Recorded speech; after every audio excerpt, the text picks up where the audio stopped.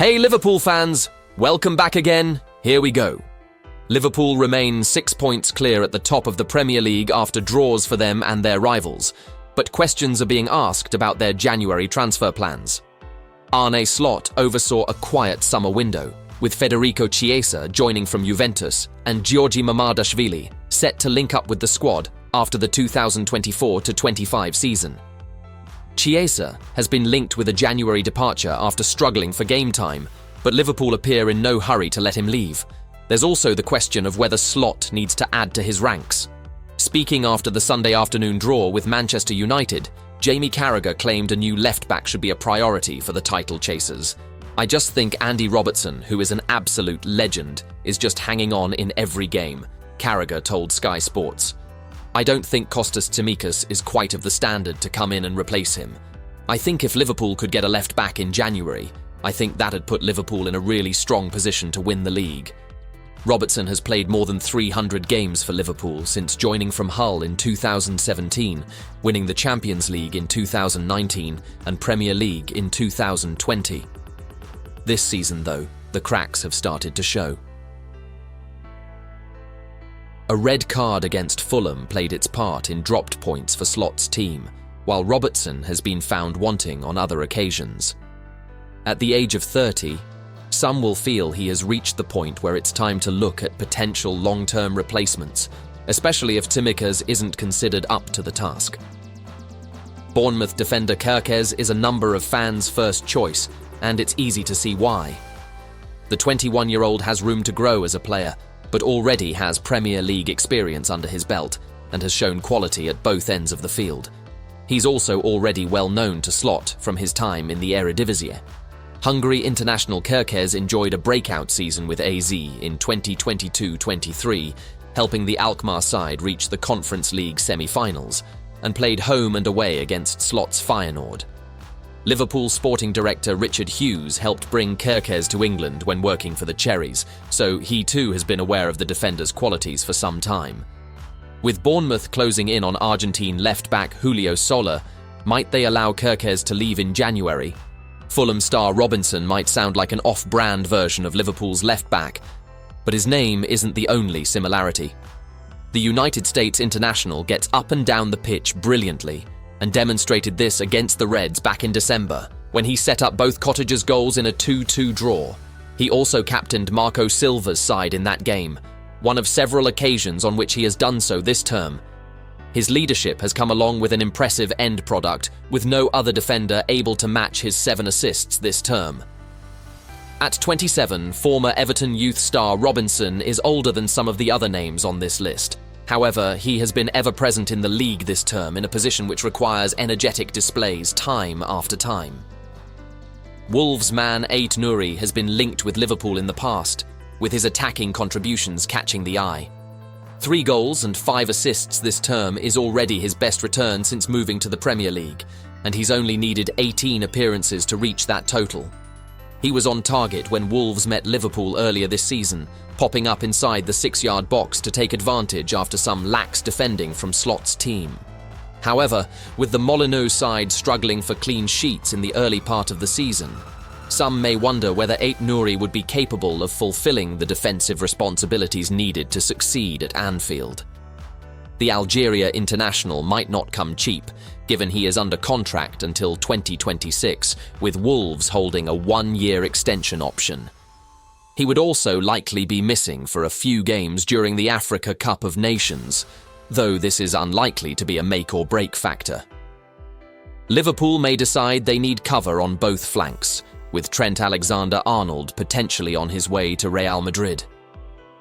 If that proves to be the case, Nottingham Forest defender Aina could be the solution. Interestingly, Aina was brought in by Hull in the summer they lost Robertson to Liverpool. The defender predominantly played at right back after joining on loan from Chelsea, where he started his career but also played a number of games down the left. Aina will also be away at AFCON with Nigeria, and at 28 he is at a different stage of his career than some others on this list. However, Liverpool may decide his versatility and ability to get forward on either flank is a reasonable trade-off. If Liverpool choose to look outside the Premier League, Barcelona star Balde might be an option. The young Spaniard is reportedly of interest to Paris Saint-Germain, who themselves face the prospect of losing Nuno Mendes to Manchester United. Balde has been a regular under Hansi Flick this term, helping Barca mount a title bid.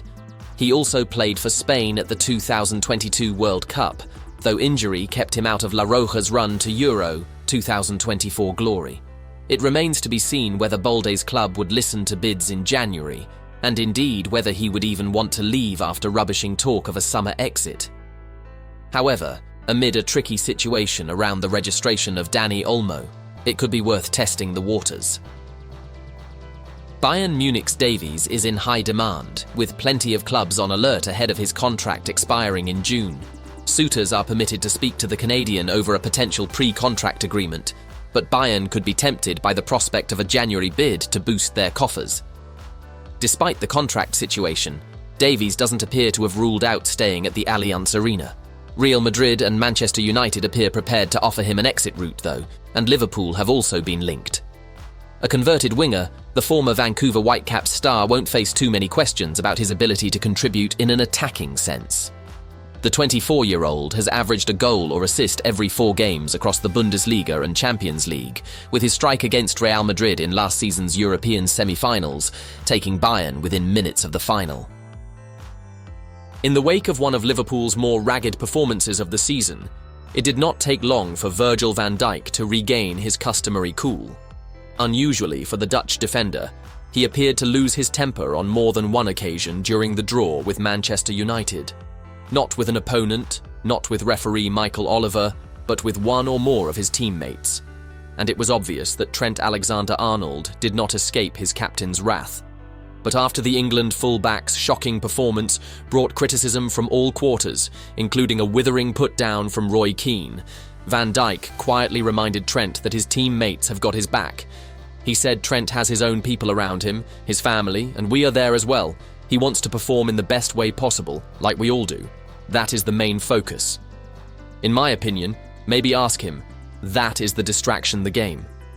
Alexander-Arnold's display against United prompted Keane to joke, there's talk about him going to Real Madrid, he's going to Tranmere Rovers after this. Arneslot defended Alexander-Arnold, preferring to highlight the threat posed by Bruno Fernandes and Diogo Dalot. But radio phone-ins were jammed with Liverpool fans laying into Alexander-Arnold, whose poor display followed an approach by Real Madrid, who obviously expect to complete his signing at some stage. And while Van Dijk, who is also out of contract at the end of the season, was predictably diplomatic after the United match, it was significant that he appeared to call out Alexander-Arnold during the game. But Van Dijk hinted that his displeasure was directed at the team rather than any individual. He said we could and should have done better in having the ball, keeping it longer. We should have done better, especially after going 2-1 up. We were sloppy and let them come back. United came back into the game because of their quality, but we lost the ball too easily in difficult moments. Spaces became much bigger than they should have been. But Van Dijk also clearly believes assessments of United's predicament are too dire, saying we were playing against a good opponent. By the sound that had been going around before the game, I think everyone from the outside world forgets that. They have good players. They are obviously a work in progress, but they made it difficult for us. And considering Liverpool have a 6-point lead at the top of the Premier League table, have won all their Champions League matches and are looking forward to a Carabao Cup semi-final, Van Dijk was not going to get too despondent about dropping a couple of points to United, saying in the end, it could have been a lot worse. We take a point.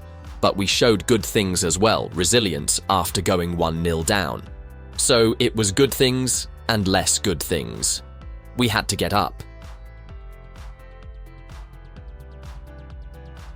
Arneslot admitted Liverpool defender Trent Alexander-Arnold did not have his best game against Manchester United, but looked to defend the fullback. After a week of speculation over his future, including a bid from Real Madrid for his services, after entering the final 6 months of his contract at Anfield, Alexander-Arnold saw a difficult afternoon against the Red Devils.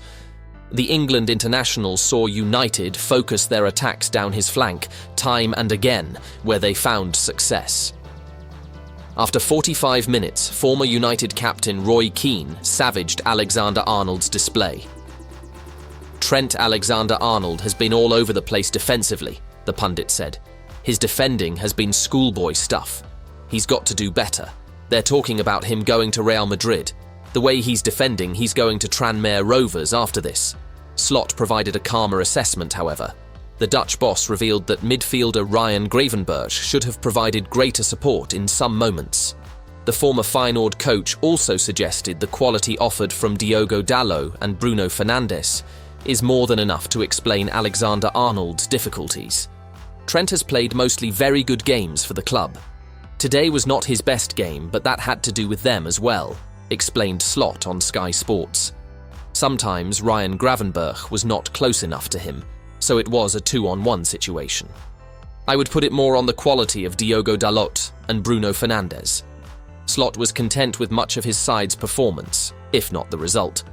The Dutchman suggested United's inclination to defend made them difficult to break down. We started really well, had 3 open chances in the game, and then there was a period of time which was more difficult for us, Slot told BBC Radio 5 Live. It is difficult if you play quality players that are playing in a low block with only Rasmus Højlund and Amad Diallo as attackers. It's not always easy to find the gaps, and that's what happened. Then, being 1-0 down makes it even more difficult, but I was very happy with the mentality we showed afterwards, going 2-1 up. People forget all the chances we had, Slot added. They had the open chance from Harry Maguire. We had much more chances than them, but in the end we could have definitely lost it with the Maguire chance.